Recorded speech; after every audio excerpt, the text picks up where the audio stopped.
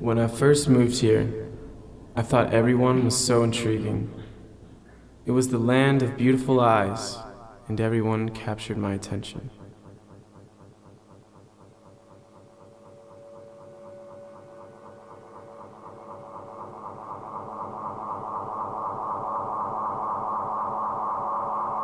Moving through the streets was like moving through a museum. Everything curated, everything fixed. Everyone was on display, even me, and you could feel the eyes on you. I felt like an outsider. But then again, this was the place of outsiders. No one belonged here, and in that way, nothing felt static or settled. But nothing was real. No one was real.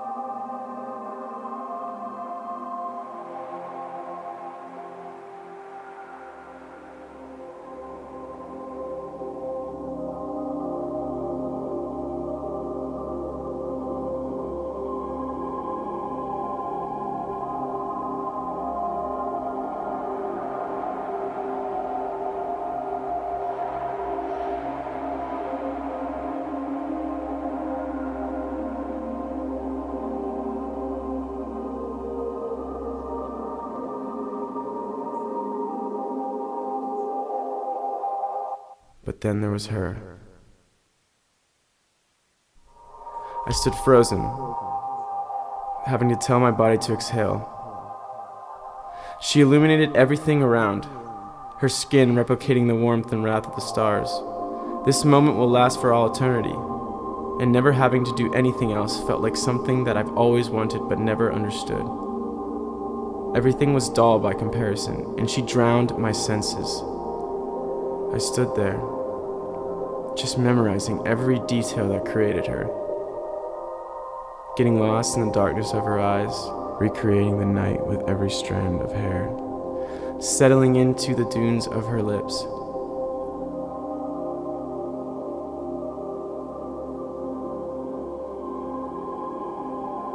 Yet when it ended, it felt like a flash of a second.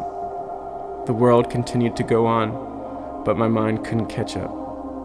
I replayed and I replayed the moment, slower each time. She was forever imprinted.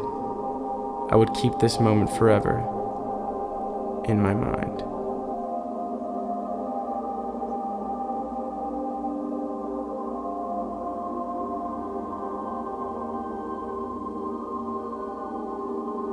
After that day, I began to see her everywhere. On the train, at the coffee shop, in the faces of others, and then my mind began to run.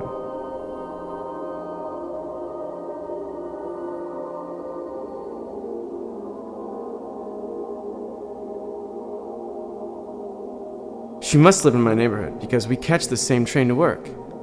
She sits across from me reading, and I imagine that she looks up and stands up from her seat. My heart beats, and now there's no one else in the train car but us. The lights in the train car flicker and I get up to meet her. She stands there and I can feel her breath on my lips. I look up and I get lost in the depth of her eyes. I can feel her hands on my waist and I can begin to shake. Her hands are cold as they touch my skin, and she slowly moves my shirt up around my chest. My arms are in the air now, and as my shirt passes my eyes, I can see out the train car doors. All the passing lights have stopped in motion.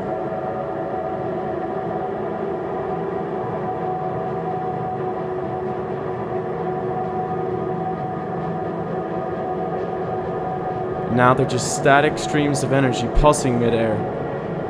She turns my head towards her and simply says, "Everything will be okay, don't worry." I am mesmerized by her voice. She grabs my hands and places them on her hips. It's your turn now.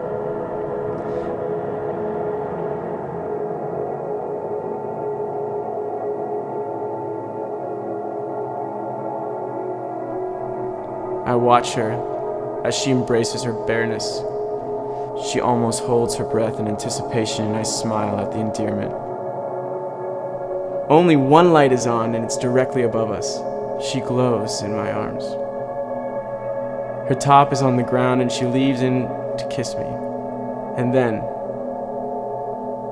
the next and final stop is Court Square. Please clear the cause. Thank you for riding the MTA. I open my eyes, taking a deep breath, and she glances at me. June 1st. Fuck! 2016. Where did I just go now? I am behind her in line for coffee. I saw her come in one day, and I followed. She's placing her order, and I can see her lips moving, but I don't hear anything. I imagine that she turns and asks me what I want, and I stumble. Not knowing what to say, she laughs at me, and she asks, "Do you want the usual?" And I wonder, and I wonder, and I wonder.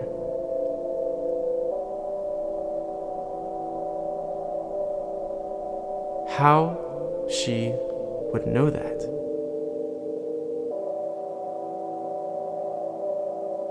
She closes the door behind us, and I start breathing heavy. What are you doing? Someone will see. She bites her lip, smiling, and takes off her top. I just want you to know everything you have access to. I just want you to know everything that belongs to you. She isn't wearing a bra and slides my hands over her breasts. She exhales, biting my lip. I want you. Sir? Can I help you? Everyone is staring at me, and everyone in line looks upset. I say, 2016, and walk out. I see her on the train that I just missed, and I remember this dream I had last night. I'm running along the park while it rains. I have my hoodie on, and it's eerily quiet. I can hear the water hitting the leaves above. I can hear my feet hitting the ground. I can hear my breath as it breaks with the air. No lights are on, no one is around. I share the night with only the moonlight, and that's when I see it. I stop in my tracks and notice your silhouette in the tree just staring at me. I walk up to the tree slowly, and all the sidewalks disappear, and we're in the woods. Come to me, you say, like an eerie whisper of the night. Up in the tree you walk along into the house, and that's when I notice the steps. As I climb each step, the moon grows larger and larger until we were both engulfed in its light. I get to the top, and you're lying on the floor looking up at me. I gaze down, your body ornamented with only a brief and simple robe. Come to me. Your voice surrounds me, vibrating off my skin. I watch the glow of your lips blow dry as you exhale and begin to unzip my hoodie. You slide the jacket past my shoulders, and we kiss. I open my eyes, and the walks disappear around us, and everything is dark past the platform. The moon takes up the entire sky, and something changes about you. You seem to move on your own timeline, soundless, interacting without me. Then like static, you're out of the focus. I touch your face, and my hand moves right through you, breaking into multiple streams of light like a kaleidoscope. The moon getting brighter and brighter until I can't see, and everything is white. But then, I just wake up.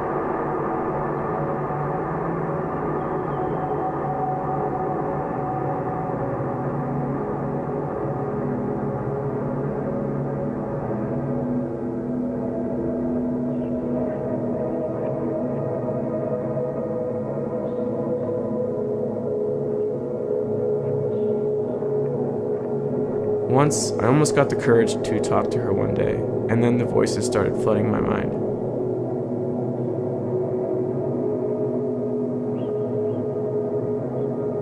A rush of heat began to overwhelm my body. I started breathing heavy, and I felt trapped. I couldn't say anything, and it felt like everyone was looking at me and whispering all the things that I thought about myself. I could hear all their thoughts and feel their piercing eyes. Everything I am doing seemed wrong. Act normal, I tell myself, but it's no use. I don't fit. I just don't belong. Who is that guy? Why does he think he is? Who does he think he is? What is he doing? What is even happening? Why is he here? Who knows this guy? What is he even doing? Why isn't he speaking? Why is he standing that way? Why does he look like that? What is he doing here? You're unworthy. You're small. You're meaningless. No one could love you. No one could ever care for you. Your voice isn't important. Your thoughts are not important. You're foolish. You're not one of us. You're foolish. You're not one of us. You're not one of us. You're not one of us. You're not one of us. You're not one of us. You're not one of us. You're not one of us. You're not one of us. You don't belong here. You don't belong anywhere.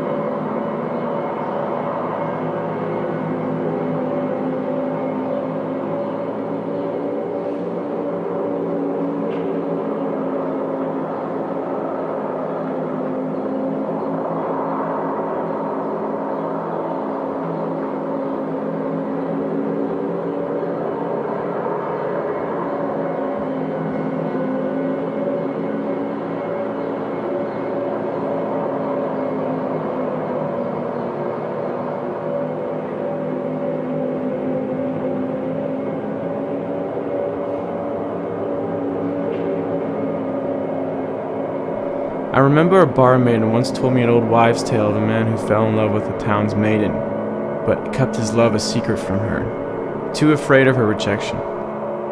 Every day he thought of unveiling his feelings, each time walking away in fear. They lived only a few houses apart, yet never met. One day he found out that she had been in a terrible accident and ran to her home only to learn that she was in her final hours. He waited and asked to see her privately, kneeling next to her. He reveled in all his feeling and explained how he longed to tell her for quite some time. "I'm so sorry that this has happened to you, and I wish I could have rewritten time to tell you sooner." She looked over and smiled, but took her final breath before she could utter anything back.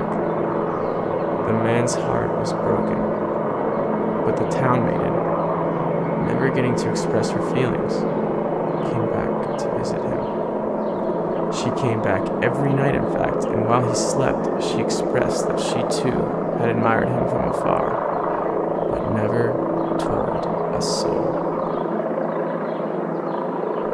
I had a dream that I got to tell you everything that I wanted to say. I got to tell you that you make me nervous. You make me dream bigger. You make my heart skip, that I breathe differently around you, that you inspire me, that you're my muse. I dreamt we got to sit in a park all day and talk, and you understood me, truly understood me, that I wasn't alone anymore. I had a dream that we were in the ocean under the moonlight, just us, and I saw the reflection of the night sky in your eyes. I had a dream that you told me all your fears, and that you trusted me to keep you safe. I had a dream that you were sad, and we laid in bed. I had a dream that I got to kiss you on your forehead as you fell asleep. I dreamt that you believed in me, and I was more than just myself. I had a dream that I was yours, and nothing bad could ever happen. I had a dream that this wasn't a dream, and I couldn't quite contain my feelings. You are not my ghost, yet every day I still find myself haunted, and for that I can't keep you. Even if it's just the idea, even if it's just your memory.